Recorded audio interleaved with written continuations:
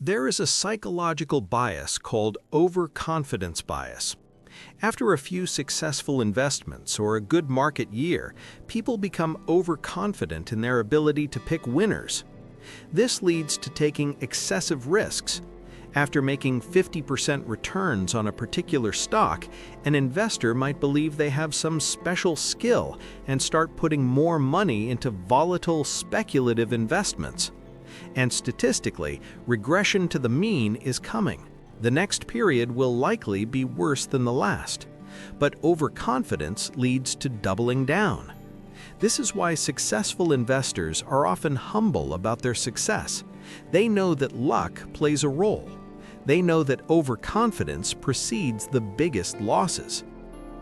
Correcting behavioral investing mistakes.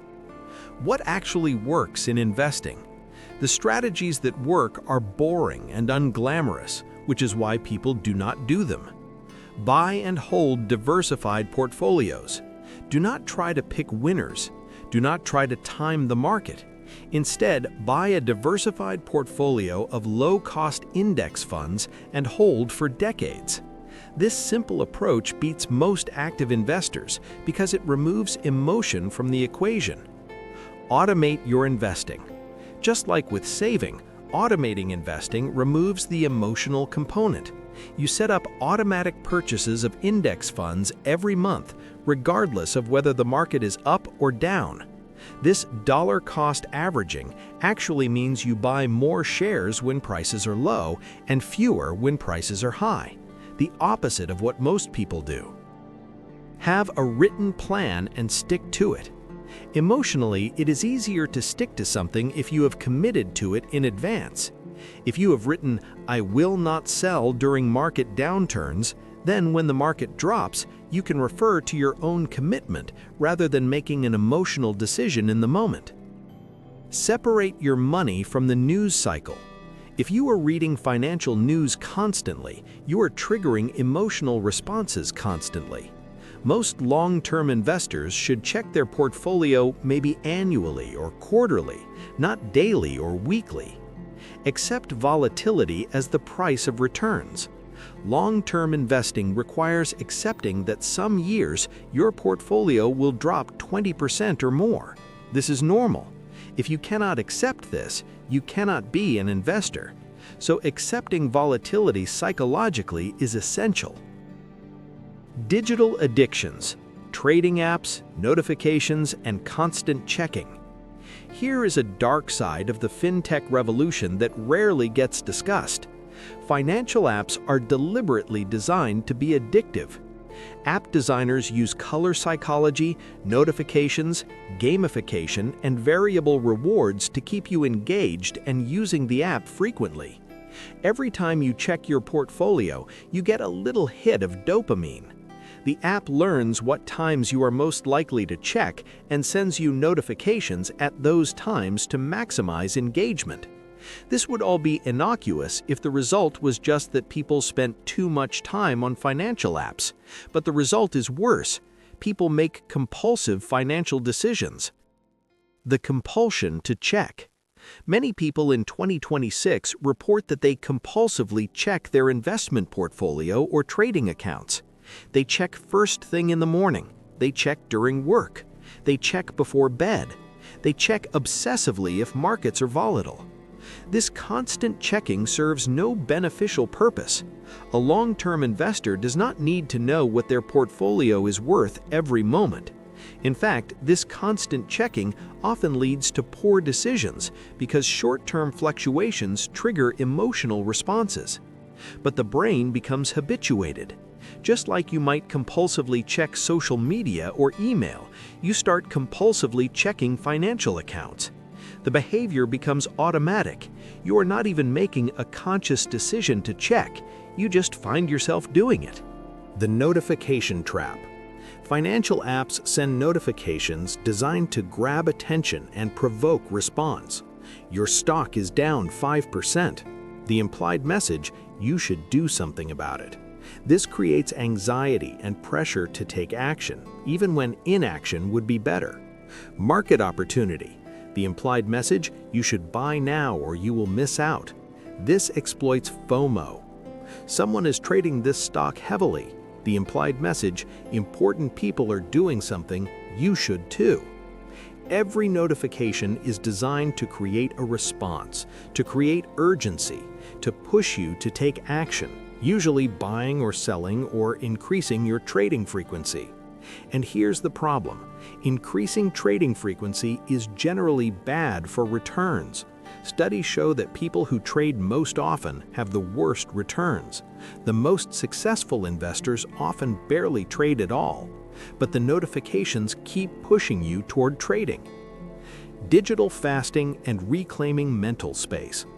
One practical strategy to combat digital financial addiction is digital fasting, deliberately avoiding your financial apps for extended periods. This might mean setting rules for yourself.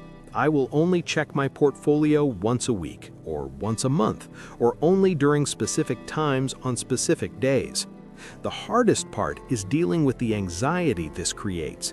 If you usually check daily and you go a week without checking, there will be an intense urge to check and anxiety about what you might have missed.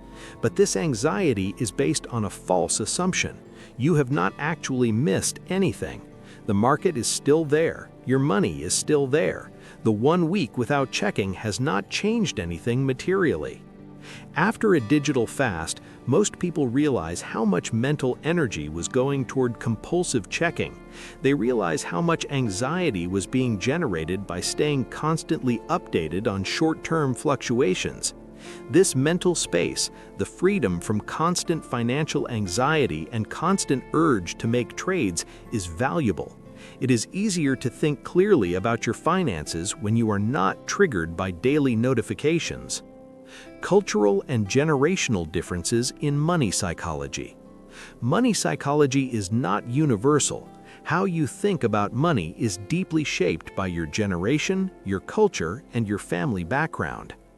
Generational differences.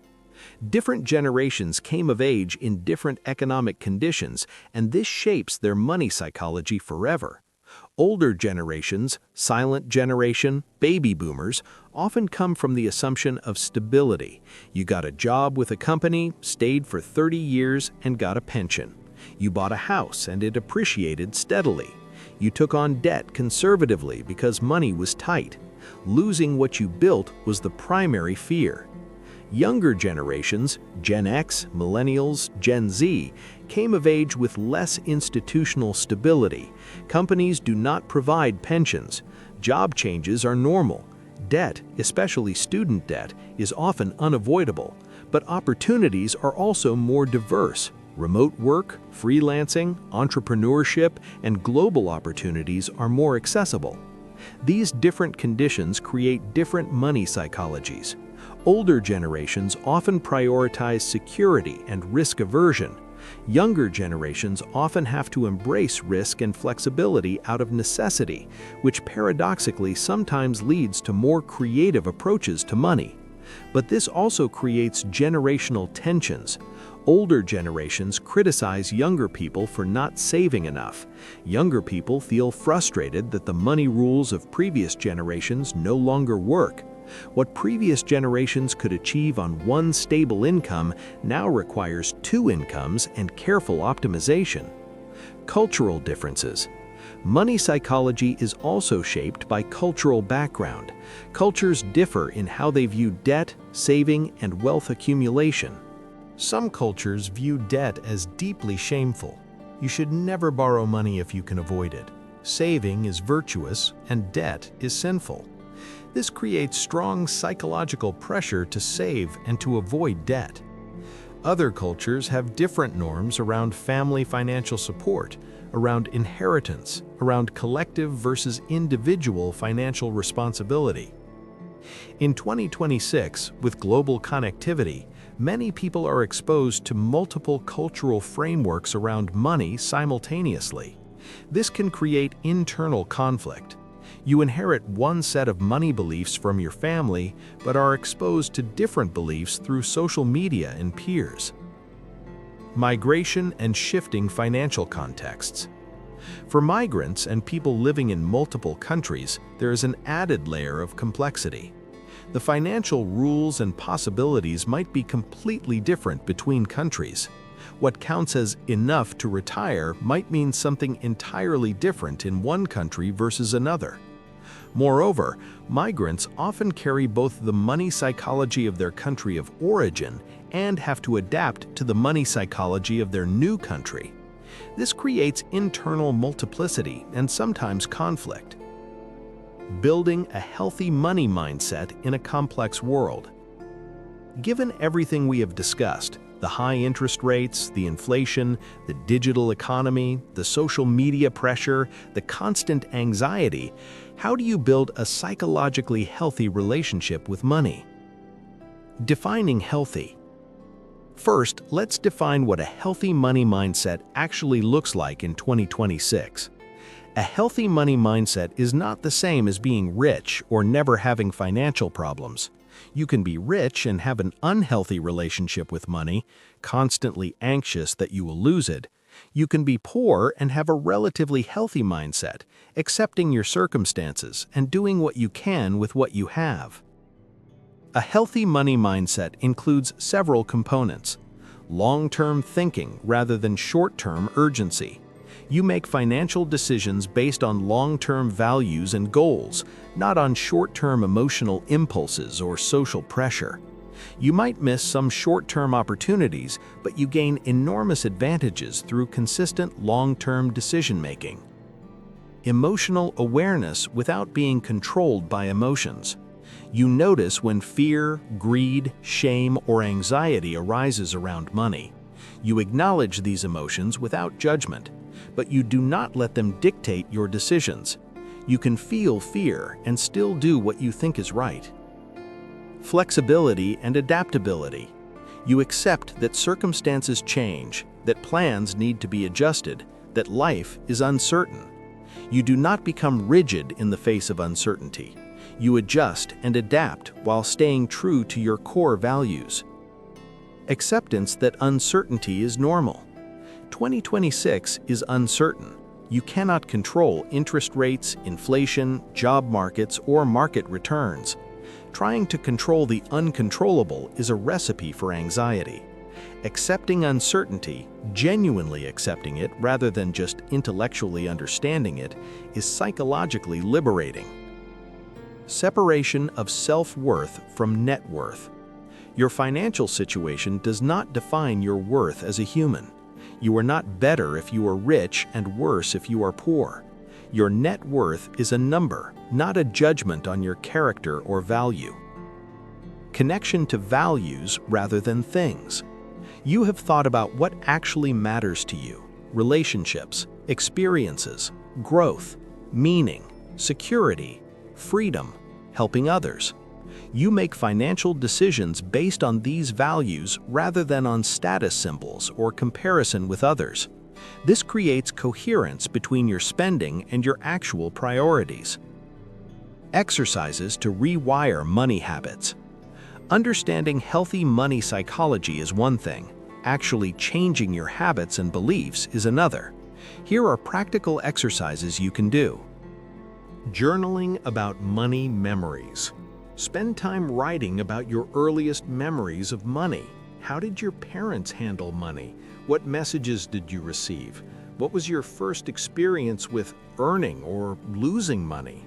These memories often contain the roots of your current money beliefs. By bringing them to consciousness, you can question whether they still serve you. Challenging your beliefs. Write down your core beliefs about money. I will never be wealthy. Money is evil. I am bad with money. Then challenge these beliefs. Is this actually true? What evidence do I have? Are there counterexamples? This cognitive challenging can help you update outdated or harmful beliefs. 30-day tracking. Spend a month tracking every expense. Where does your money go? Often this reveals patterns you did not notice. How much on subscriptions? How much on impulsive purchases? How much on status symbols? This awareness alone often triggers behavior change. Values-based spending audit. List everything you spend money on. For each item, ask, does this align with my stated values, or is this just social pressure, habit, or automatic spending? This creates intentionality. You can cut spending on things that do not align with your values and redirect that money toward things that do. Money conversation. Talk to someone you trust about money, not to brag or complain, but to have a real conversation. Where did they struggle financially? What has helped them? What are they worried about? You will likely find that others have similar struggles and anxieties. This breaks the isolation and shame around money.